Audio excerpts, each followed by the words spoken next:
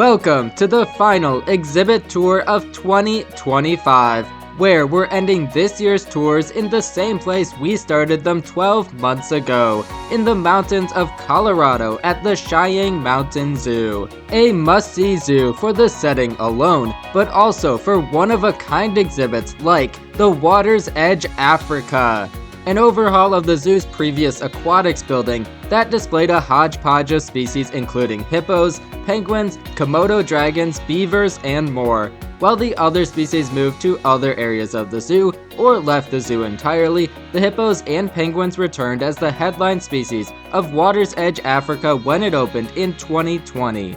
They were joined by a handful of complementary species that, alongside the unique exhibit designs, including several first-of-their-kind elements, combined to form an exhibit that is unlike anything I've showcased before. So let's check it out. On our first Cheyenne Mountain tour, we went right from the entrance to the African Rift Valley, but this time we're taking the first left and continuing past the mountain goats of the rocky cliffs until the beginning of Water's Edge Africa comes into view. It starts with a mesh aviary on your right for von der Decken's hornbills, who I unfortunately missed on my visit, so quickly moving to the first of the Water's Edge Africa's two main events, a walkthrough habitat for African penguins, which, although I didn't see it in action, allows the penguins to waddle out onto the guest pathway if they choose. But even when they don't choose to share your space, you can still get within inches of them, a major emphasis of the entire complex to get visitors as close as possible to the animals. Since the zoo's previous penguins dispersed to other facilities, they welcomed in 16 new penguins to form the colony for the Water's Edge Africa. Their outdoor space was modeled after Boulder Beach in South Africa, one of the best places to see African penguins in the wild. It includes an underwater viewing window and is shared by the penguins with three pink-backed pelicans, Pluto, Pandora, and Penelope. The outdoor beach is connected to the penguins' indoor space by a garage door that, when opened, allows the penguins free access to move inside and out as they please.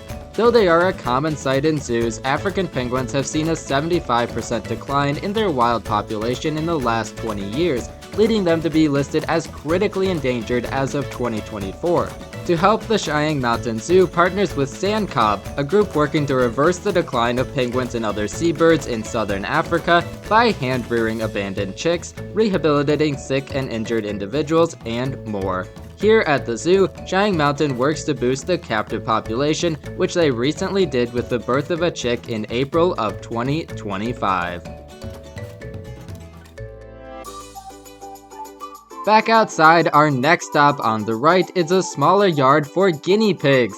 While guinea pigs are found in South America, however, their presence can be somewhat justified here, since guinea pig farming for meat is becoming increasingly popular in some parts of Africa. Guinea pigs are neither pigs or from Guinea, but may have been given the name since they first arrived in Europe through ports in the Guinea region of West Africa, and their plump bodies and some of their vocalizations can be reminiscent of pigs. To the left of the guinea pigs is the Hippo Plaza, the central hub of the attraction. The main highlight here is the outdoor hippo pool. While underwater viewing is all the rage for new hippo exhibits, Cheyenne Mountain went in a different direction with what they call an infinity edge hippo pool that places guests at eye level with the water's surface.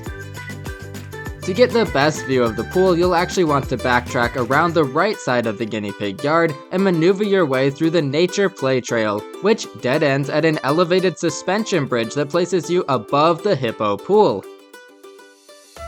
From up here, it's a little easier to tell that the pool is actually divided in two. The right half connects to one of two grazing yards placed on either side of the bridge that the hippos share, sometimes literally at the same time, with Alex the Warthog, something that is very rare in zoos to have hippos sharing space with other species, and Alex isn't the only animal the hippos here share space with. Going back to the pool, the island in the middle, while inaccessible to the hippos, is home to a troop of ring-tailed lemurs. At first, this mix may seem bizarre, since these species would never encounter each other in the wild. However, lemurs could have interacted with hippos in the past. The Malagasy hippo lived on Madagascar until its extinction around 1,000 years ago. Their demise correlated with increasing human activity on the island, an issue still facing lemurs like the ring-tailed today. The ring-tailed lemur's iconic tail has 13 alternating black and white bands. When a troop travels on the ground, they hold their tails up high to help the group stay together. Like the penguins, Cheyenne Mountain's ring-tailed lemur troop grew earlier this year, with 3 pups born on March 20, 2025 to 2 different mothers, although all 3 ended up being raised by the troop's matriarch named Allagash. Just like the penguins, the hippos and lemurs outside space can be seamlessly connected to their indoor accommodations, which is where I had more luck with the zoo's 4 Nile hippos. With the Water's Edge Africa's opening, the zoo welcomed the return of sisters Zambezi and Kasai, who had been living together in the aquatics building since 2001, before vacationing at Missouri's Dickerson Park Zoo during construction.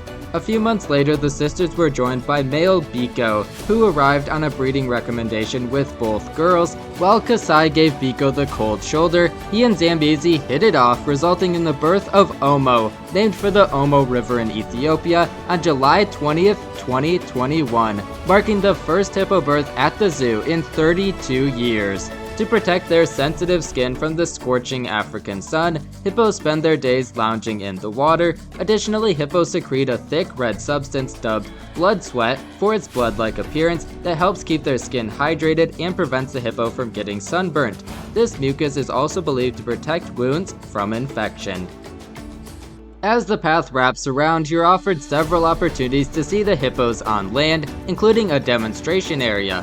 Since hippos spend their days in the water, they do most of their grazing at night when they venture out to short patches of grass nicknamed hippo lawns, where the hippos spend around 6 hours feeding on an average of more than 80 pounds of grasses each night.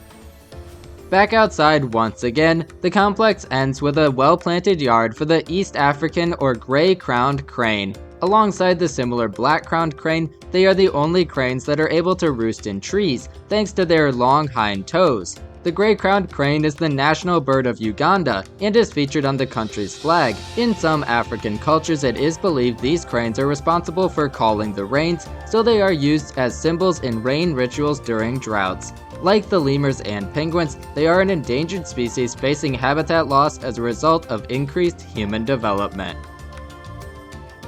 And that was the Water's Edge Africa, what is for the moment still the newest major addition at the Cheyenne Mountain Zoo that just adds to the uniqueness of this one-of-a-kind facility. To begin 2026 and kick off my 5th year of tours, we'll be returning to my home state of Michigan and looking at some of the past, present, and future of the Detroit Zoo.